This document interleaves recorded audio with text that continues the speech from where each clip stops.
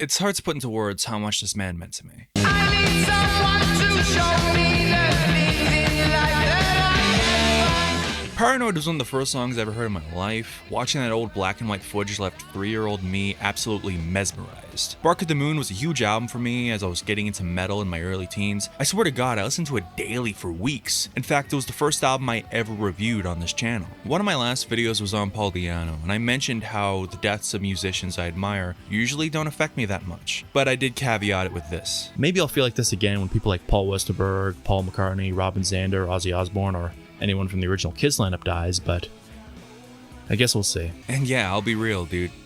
There were tears. I'm so glad I got to see him at least once with Black Sabbath in 2016. I even got a guitar pick that Geezer Butler threw out that night, and it's a concert I'll never truly forget.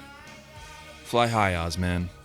We miss you. So I thought as a sort of tribute, I'll go through some of, in my opinion, the man's most underrated songs. 5 from his era in Black Sabbath, and 5 from his solo career. And this list is not in any real order, so please don't get your shorts in a twist because I forgot some things. It's almost inevitable I'm going to. And by all means, leave some of your own picks down in the comments. I'd love to read it.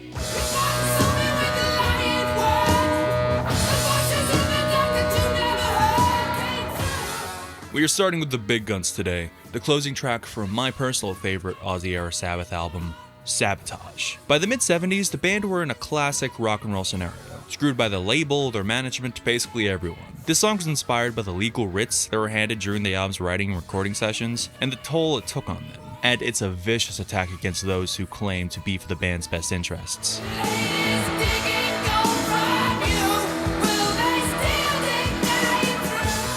The song is menacing as hell and really creepy at points. The intro before the song actually starts is absolutely demented.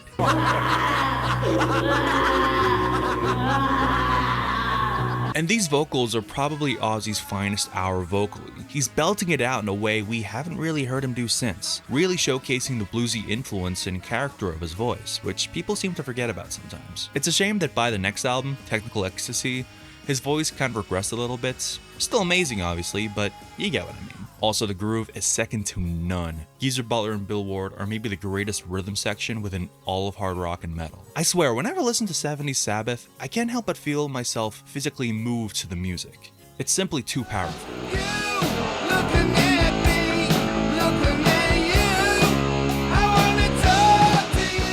The B-side to Crazy Train, You Looking at Me, Looking at You, is a formidable track that balances some real heavy riffs and solos from the legend himself, Randy Rhoads, some infectiously catchy melodies and hooks from Ozzy, and the deep, creepy lyrics and thumping classic rock bass from Rob Daisy.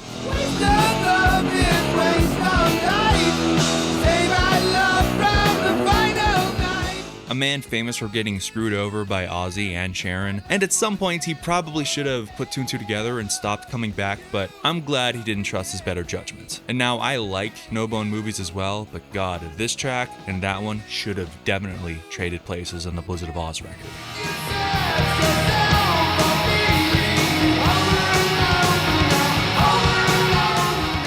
Now I love The Ultimate Sin. In fact, a few months prior to Ozzy's death, I was planning on doing a big video on the J.K. Lee era of Ozzy because I think it deserves way more respect. And if you think I should do that video, by all means leave me a comment. And the song Never, from the first second, commands respect from that riff from Jake. It's so frantic but catchy as well.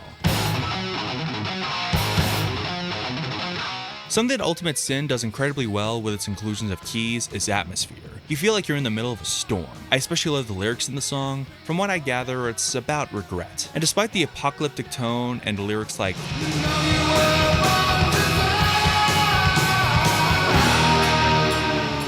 it feels like a friend putting his hands on your shoulder, telling you it's gonna be okay.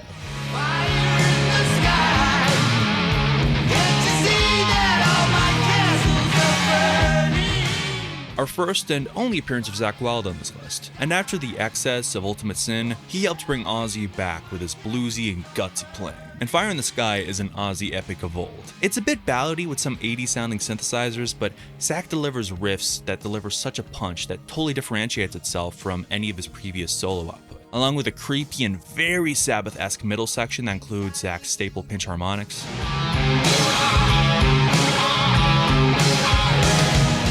This is before he started really overusing them and became swamp-ass Daryl, as many like to call him, so I have no complaints. The lyrics, I think, are about self-destructing within your own mental walls that you put up around yourself. And Ozzy definitely had his demons that he had to overcome, even though Bob Daisley more than likely wrote it. But it's still awesome and fits Ozzy incredibly well.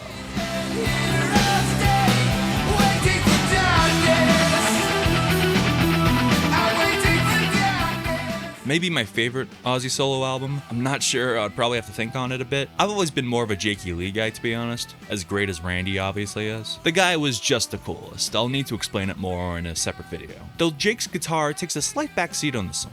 He lets the song breathe in its own lush atmosphere, letting Don Airey's almost gothic-sounding keyboard shine, as well as Ozzy's haunting vocal performance, as if that creature he turns into on the album cover in the Bark of the Moon music video is about to come out when the sun comes down. There's also an amazing and cutting string section in the background behind Jake's more laid-back solo, almost as if it's a soundtrack to some sort of transformation from a horror movie.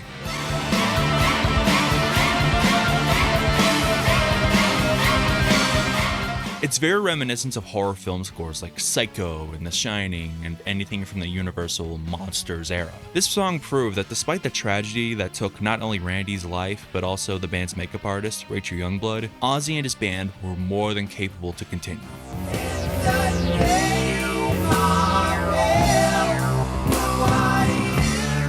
Now for a very weird one. Most would call this the weakest cut off Sabbath Bloody Sabbath, besides maybe Fluff. And while I can kind of agree, I still really wanted to shine a light on this one. And it was on Sabbath Bloody Sabbath, for God's sake. Every song rules anyway. This is, I believe, the only song that Ozzy wrote on his own. He bought a Moog or Moog synthesizer and would kind of mess with it to keep himself busy between bouts of insomnia until he finally had the song. And it's really odd, even by experimental Sabbath standards. There's no guitars on it, so I believe it's the only Black Sabbath song that Tony Iommi doesn't actually feature on. I could be wrong though. And for a band whose main strength is the guitars and the riffs, I can see why some might not like it, but to me, it still really works. It still has that quintessential Sabbath vibe.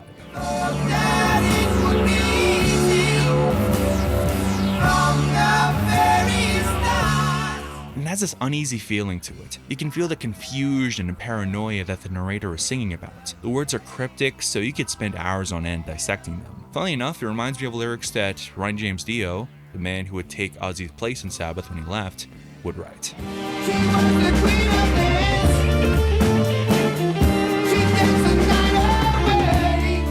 Technical Ecstasy and Never Say Die get far too much shit. Sure, they're not as good as the first 6, but these records still have the original Sabbath lineup, folks. Show some respect. And songs like Air Dance are top tier Sabbath, and you can't convince me otherwise. It's a bizarre mix of hard rock, a little bit of pop, and it gets jazzy as all hell. It's a song that really showcases this band's incredibly diverse range that many people underestimate. Don Airey was brought in, who would later play more on Ozzy's solo albums, but here he takes the spotlight. It gives a song this tranquil mood, and it elevates you almost. Not to sound like a hippie or anything, but at the same time, Tony's somewhat sparse licks and stabbing riffs give the song so much texture. Bill Ward, one of the all-time best, is showing off his love of drummers like Gene Krupa. I mean, he's just going nuts by the end.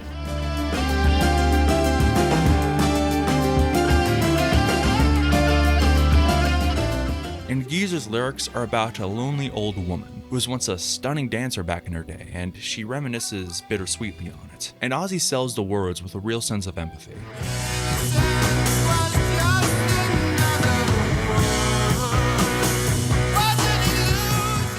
The opening cut from what was, at one point at least, my favorite Sabbath album, Volume 4, Wheels of Confusion, unlike most, if not all Sabbath songs, leads with the solo, not a riff.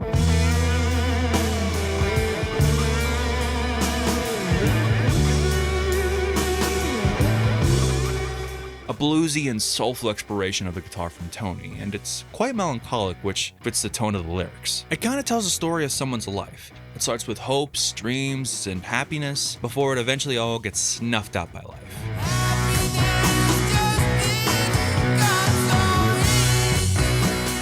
Until they eventually shovel off this mortal coil. And then at the end, the straightener section of the song comes out. Almost like this person is entering the afterlife. Is it heaven? Hell? Purgatory? Nothing? Who knows? But at the same time, I don't know if I would call it outright depressing, even though it kind of is. It's delivered in a matter-of-fact way. The music isn't overtly sad. You can just kind of infer the sadness you feel from the words onto the song. It's just a realistic depiction of life for a lot of people. People die unsatisfied. They don't do what they want to do. Things get in the way. Then at some point, they're 6 feet underground and the world keeps turning. They should realize before they criticize that God is the only way to love. The first ever Christian metal song, and the only one I care to listen to. Sorry Not Sorry, Striper Kinda Sucks. By Master of Reality, the album a million doom and sludge bands ripped off and happily admitted to, the band were getting a bit sick of the satanic label being thrown at them, and they got pissed off. They're all raised either Christian or Catholic, and they all consider themselves Christian, or at the very least spiritual with a belief in a higher power. Though at the same time, they did play into the satanic imagery, especially Ozzy, who was bestowed with the Prince of Darkness moniker. But there's obviously a difference between the image that you portray sometimes and your actual beliefs. And while the song is undeniably pro-Christianity, it's also pro-thinking for yourself. It's not dogmatic. There's still some classic Sabbath shock factor thrown in there for good measure. Would you like to see the Pope on the end of the road? Do you think he's a fool? Gears said that it was partly inspired by the religious wars between North Ireland, between the Protestants and the Catholics, and as much as this track makes you think, it's also maybe the catchiest thing they ever wrote. It's more hooking than a Hellraiser movie, without sacrificing any of the band's trademark heaviness.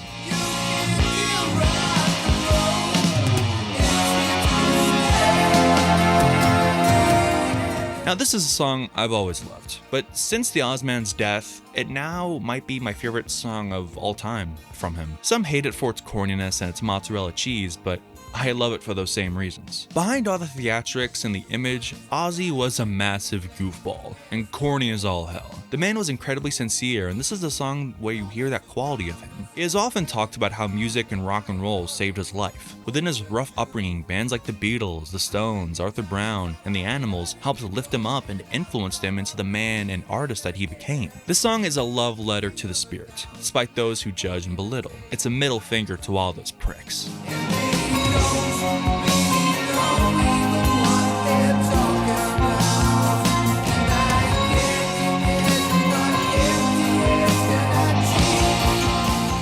It's a beautiful ballad, the music itself is obviously amazing, and Randy's composition is enveloping, and his solo is just an outright assault.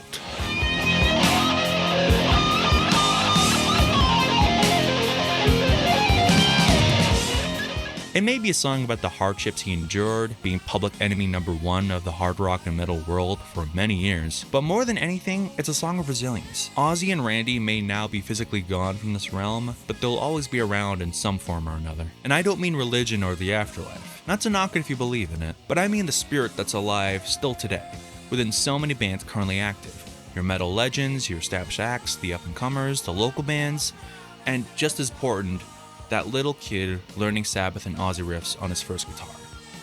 That's what it's all about. So listen to some Ozzy and Black Sabbath for that matter today. Pay the man some respect, if you haven't already. Don't forget to like, subscribe, all that stuff, leave a comment. Sorry this video came out a bit late, but I didn't want to rush anything out for the sake of views or clickbait or whatever. And until next time, take it easy, party people. What has been the worst gig of your lives? Helsinki tomorrow night. When they bombed Hiroshima.